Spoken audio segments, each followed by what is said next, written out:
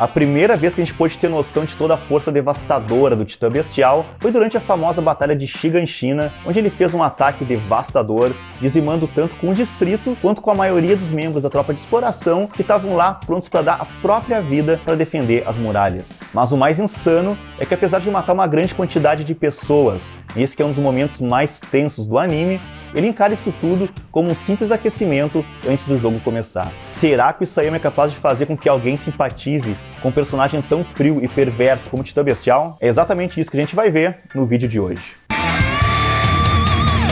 Fala galera, eu sou o Luiz Mário e hoje a gente vai dissecar a história de Zack Yeager e como a personalidade e as características únicas dele foram capazes de dar vida a esse que é provavelmente o Titã Bestial mais perigoso que já pisou no mundo de Shingeki no Kyojin. Se tu é fã de Attack on Titan e quer ter acesso a mais conteúdo como este, já deixa agora mesmo aquele like, se inscreve no canal e ativa o sininho para não perder nenhum vídeo. E se tu é novo aqui no canal e quer ver ainda mais conteúdo sobre Attack on Titan, eu coloquei aqui na descrição uma playlist com todos os vídeos que eu já lancei até agora sobre o anime. Não tem como entender o Titã Bestial sem conhecer a trágica história do Zack Yeager, o garoto que um dia herdaria os poderes do Titã. O Zack é o primeiro filho do Grisha Yeager, o que faz dele o meio-irmão mais velho do Eren. Assim como a maioria dos Eldianos que nasceram no continente, com exceção da família Tybur, é claro, o Zack nasceu na zona de internamento de Libério. Os Eldianos que vivem no continente são discriminados por causa da sua habilidade de se transformarem em titãs, e muita gente acha que tá tudo certo tratar os Eldianos com crueldade,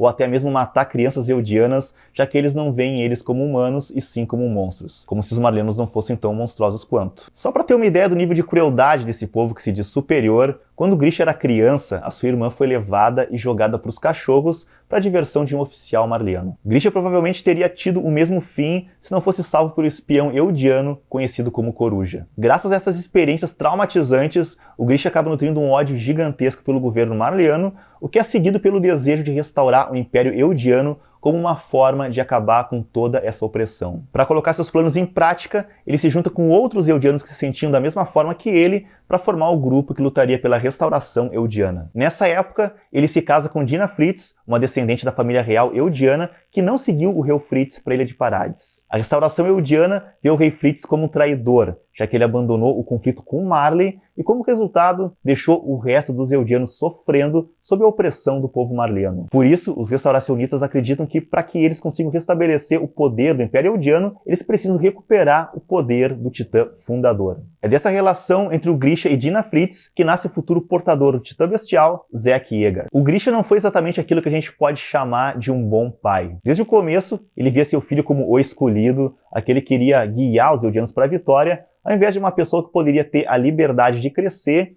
e seguir o seu próprio caminho e os seus próprios sonhos. Quando o Grisha fica sabendo sobre o programa de guerreiros, onde os marlenos estavam procurando por crianças eldianas para usá-las como titãs, ele logo faz questão de matricular o seu filho. Mesmo ele sendo tão jovem, o Grisha não se importou nem um pouco em transformar o Zack num agente duplo, além de colocar toda a pressão de ser a única esperança de Eldia sobre os ombros da criança. Como os pais do Zack estavam totalmente envolvidos com a restauração eldiana, eles acabaram sendo bastante negligentes com a criação do filho. Desde muito jovem, já era possível perceber que o Zack tinha uma inteligência acima da média. Ele estudava a história segundo a versão da restauração eldiana, mas fingia que estava aprendendo a versão oficial marliana. Assim ele conseguia esconder a verdade dos seus avós, dizendo para eles que o Grisha lhes ensinava as mesmas coisas que as outras crianças aprendiam na escola. O Zack não estava nem um pouco feliz em ter que participar do programa de guerreiros, e ele nem mesmo fazia questão de se tornar um guerreiro. No fim das contas, ele só continuava no programa para agradar os seus pais. Foi na época em que ele estava mais desmotivado com o programa de guerreiros que ele acaba conhecendo o antigo portador do Titã Bestial, Tom Xaver. A gente pode dizer seguramente que Tom foi o pai que o Zack nunca teve. Diferentemente do Grisha, ele se importava com os sentimentos do Zack e até mesmo ensinava umas técnicas de beisebol para ele, o que explica o estilo do Titã Bestial do Zack ao fazer arremessos. Neste ponto da história, a restauração eldiana decide que eles devem colocar todos os seus esforços para garantir que o Zack herde os poderes do Titã Bestial e assim partir em missão para tomar o Titã fundador da família real de Parades. Para isso, o Grisha obriga o Zack a focar em tempo integral no programa de guerreiros. Dessa forma, ele teria mais chance de conseguir se tornar um guerreiro e herdar assim os poderes do Titã Bestial. O Zack até mesmo tenta convencer os seus pais a pularem fora da restauração eldiana e seguir uma vida normal. Até porque, ao participar da restauração eldiana, eles corriam o risco de serem descobertos, transformados em titãs sem consciência e enviados para Parades, onde ficariam vagando junto de outros titãs que assombram as muralhas durante muitos e muitos anos. Mas o Grisha fica tão ofendido com essa proposta que ele dá um murro na mesa e diz que a sua irmã mais nova morreu por causa dos Marleyanos e é por isso que eles devem lutar para que ninguém mais tenha que passar pela mesma coisa que a sua irmã passou. Quando o Zack descobre que os oficiais de Marley estão muito perto de encontrar os restauracionistas, ele começa a temer pela sua segurança e pela segurança da sua família. É aí que o Tom, o pai que o Zack nunca teve, lhe convence a entregar os seus pais. O Tom diz que essa seria a única opção, porque assim ele conseguiria ao menos salvar os seus avós, e caso contrário, toda a sua família seria condenada e morta pelo governo marleyano. O Zack é relutante e diz que nunca entregaria os seus pais, mas o Tom faz questão de lembrar o quão negligentes os seus pais foram com ele. Eles usaram o filho para pôr em prática um plano perigosíssimo, colocando o garoto de 7 anos e os seus avós em perigo de morte.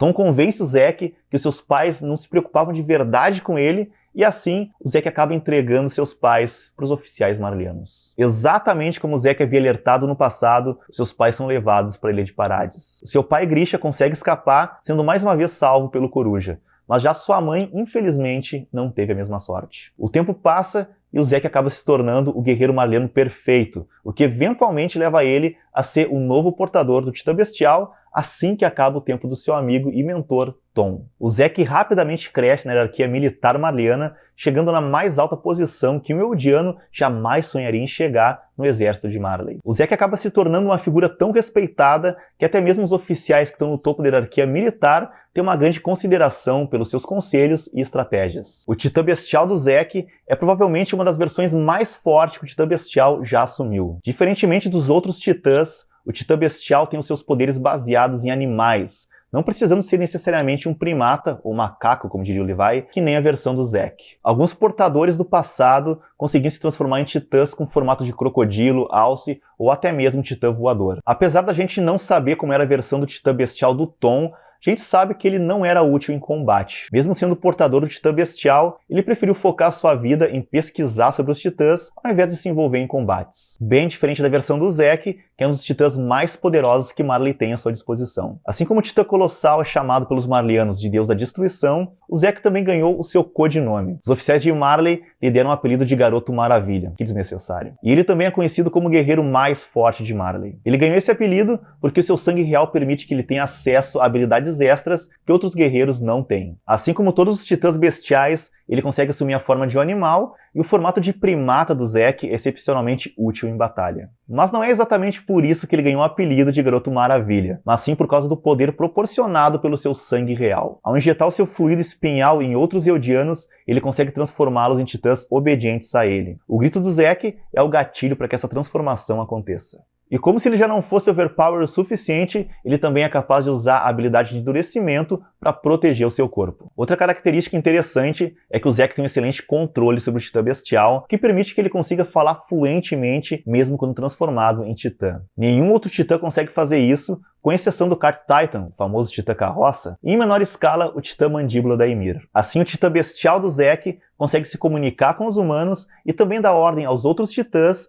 criados através do seu fluido espinhal. Graças à sua habilidade de arremesso, ele é capaz de destruir um exército inteiro e até mesmo uma frota de navios com facilidade. Assim fica claro que a maioria dos titãs, guerreiros e até mesmo exércitos não são páreos para o Titã Bestial, a não ser, é claro, que ele se depare com alguém tão forte quanto ele, que nem um certo nanico aí. Quando ele parte em missão para a Ilha de Parades, para dar uma força aos outros guerreiros que já estendiam a missão por cerca de 5 anos, o Titã Bestial causa muitos problemas para a tropa de exploração. Ele derrota o Mickey, que era um dos soldados mais fortes da tropa, como se não fosse nada demais. E além disso, ele transforma os habitantes da Vila do Cone em titãs, fazendo eles atacarem a tropa de exploração no castelo Utgard. Como se isso já não bastasse, ele também planeja o ataque final que deveria destruir totalmente a tropa na batalha do distrito de Shiganshina. É nessa batalha que ele quase consegue destruir totalmente a tropa de exploração, mas quando ele lançava uma chuva de pedras sobre os soldados, ele é pego desprevenido por nada menos do que o nosso nanico predileto, Levi Ackerman. O Levi só não acabou com a raça do Titã Bestial ali mesmo,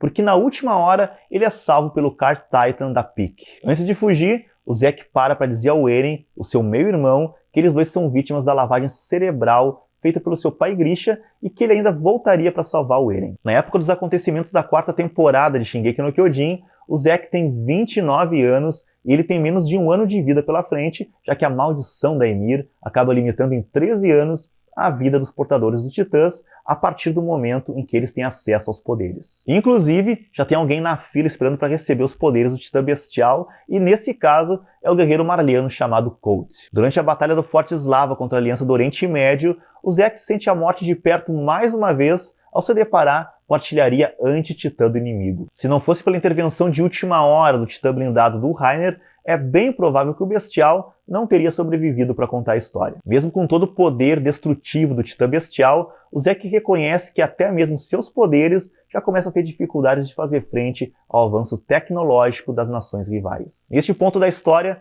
o Zack planeja voltar a Paradis para capturar o Titã Fundador, ter acesso à coordenada e assim colocar em prática o seu plano da eutanásia. O problema é que por causa da maldição da Ymir, o tempo do Zack está acabando e ele só tem mais um ano até passar os seus poderes para o Colt. E é muito provável que o próximo portador do Titã Bestial não seja tão poderoso quanto a versão do Zack, pois como a gente já sabe, o Titã Bestial do Zack tem características especiais que só são possíveis por causa do seu sangue real. De um lado, temos Zack e seu plano de eutanásia, onde todos os Eldianos seriam incapazes de reproduzir, levando ao fim da Era dos Titãs. Do outro, temos Eren Yeager com seu plano de arrasar com o mundo além das muralhas, garantindo assim a sobrevivência dos Eldianos. Me conta aqui nos comentários se tu é time Eren ou se tu é time Zack, ou então se tu prefere ficar de fora dessa e deixar que o Isayama tome conta dessa bronca sozinho. Se tu gostou deste vídeo, deixa já o teu like, e se tu é novo por aqui, já se inscreve no canal e ativa o sininho para ter acesso a mais conteúdo como este. Muito obrigado por me acompanhar até aqui e eu te vejo, é claro, no próximo vídeo.